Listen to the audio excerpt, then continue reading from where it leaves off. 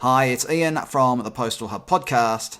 And Marek from Last Mile Experts. And we are the Last Mile Prophets. This is the last word on the last mile. Marek, ultra-fast delivery is all the rage. Everybody's talking about it. It's getting lots of headlines. It's getting lots of VC money too. But they can't all survive. That sounds a little bit doomsday, right?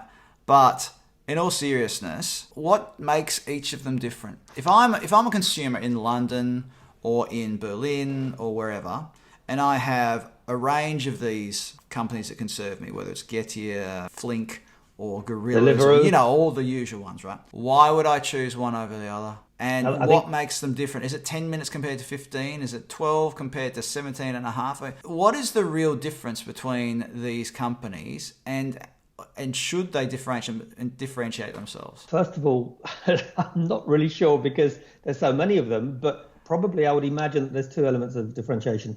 One is the app and the software they use, which quite often is white labeled, so you won't see it if it's in the background. So if it's someone like Amazon that you're buying from, you won't even see it. You'll see that it's Amazon delivering. But I think it's the quality of the app, the processes behind the app, and therefore the quality of delivery on one hand, and on the other hand, the quality of the driver. So if somebody is skimping on the drivers, high rotation of drivers, quality of driver will be poorer. Probably that's the differentiation. But one thing I do want to say is this is a really, really tough space. You alluded to it. Look, even the great Uber, who have successfully managed to lose a fistful of dollars in other places but still be in operation, were not able to do it in the last mile historically. You remember Uber Rush? Uber Rush, yeah, but there was a whole concept behind that. And I feel like this is super fast or ultra fast delivery. It is really just chasing food, or it's primarily chasing food. There's talk about them branching out into e-commerce parcels, but right now it's all about food. It's about servicing from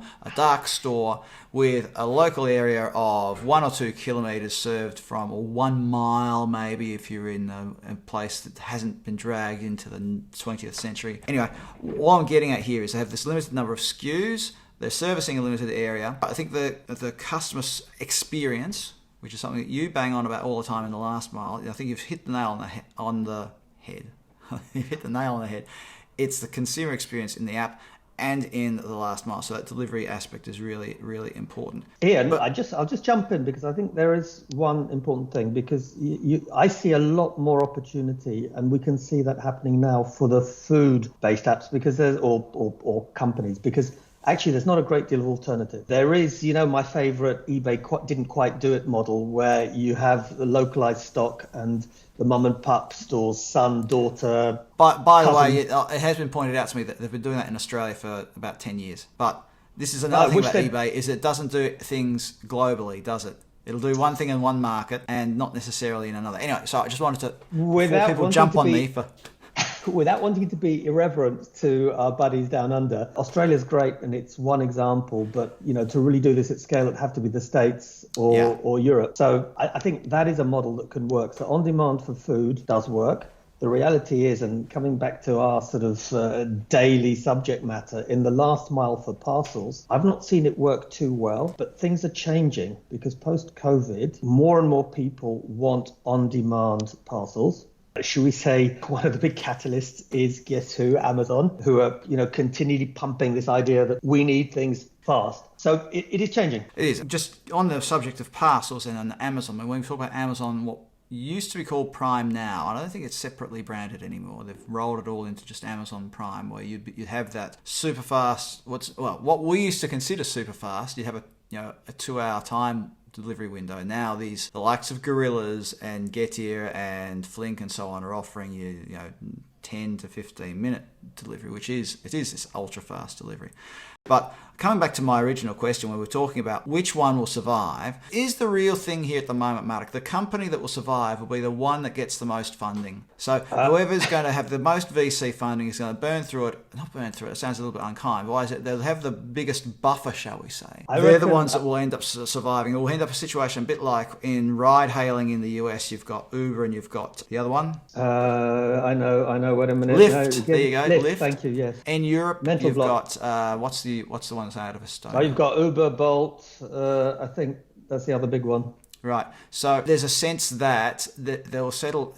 Could that be a similar thing in Ultrafast, that you'll settle into maybe a natural duopoly? I know it sounds like a terrible thing to say, but where now you might have 5 companies doing Ultrafast in London. Could you end up with just 2? I think, Ian, you raise a good point. And from my perspective, and I don't think this isn't maths where there's a 1 + 1 answer, because some of the formulas that end up giving them money don't seem to have any rational mathematical format. But I'd say there's going to be, yes, on one hand, you're going to get the companies that have sold a story so good, they're able to keep getting finance despite not making a great deal of money. But I think there will be some that actually get the model together in a way that does make it tenable. Find some kind of formula where you get efficiency, where you leverage perhaps third-party assets in a clever way, and where you have super, super good tech, allowing you to do this efficiently. So probably it's going to come. Now, but you just mentioned partnerships there.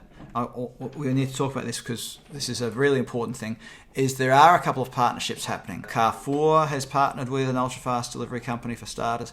We've seen this in the past with supermarkets partnering with the likes of Deliveroo and Uber Eats. That almost feels like a whoopee-doo now, because they might have been delivering in 30 or 60 minutes, and these crowds are delivering in 15 minutes. So could this also be the thing that ultra-fast delivery companies that make the smartest partnership moves right now could be the ones that still exist in 12 months' time? I think it's a good point, Ian. And there's two types of partnership. There's the partnership that gives you the parcels, the nice, sexy parcels with a reasonably attractive price. So that's one part. But there's another part. Are there partnerships that can be made in delivery, asset-light models? Are there new ways? So it's not just the Uber-type model, but is there a Hermes-type opportunity? Is there some way to leverage a more efficient last-mile asset? So, moving from the Uber, which is well, actually, I was going to say casual, but it's not, because you get people who do it almost full-time. But can you find models where you get more engagement from local people who really know the topography, who know the people, almost like a sort of, why I said Hermes, this neighborhood, this is not good English, is it? Deliverer, but that sort of idea. I think it's a really interesting space. We've been talking a lot about food delivery, so delivering fresh items, the likes of, whether it's everything from, vegetables, fruit, through to staples like pasta or tomato sauce or whatever else might be. You mentioned earlier, Marek, about sort of what we might call e-commerce parcels, so someone ordering online and getting their delivery super duper fast. Is it unrealistic to expect that to be a reality for, if you go online and buy a book or a laptop or an iPad or something like that? If you buy something like that online, is it realistic to expect super fast delivery? Could that happen? I mean, when I say super fast, by the way, I'm talking about the 15-minute delivery here, not Amazon standard 1 hour, but 15 minutes.